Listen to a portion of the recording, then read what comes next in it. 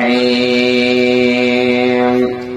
وللذين كفروا بربهم عذاب جهنم وبئس المصير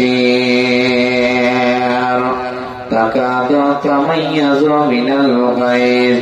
كلما ألقي فيها فوج سألهم خزنتها ألم يأتكم نذير এ আমার আপা জানেরা একটুখানি কানটাকে নাকের দিকে লাগিয়ে ক্ষুদ্র পয়েন্টটা শোনার চেষ্টা করুন।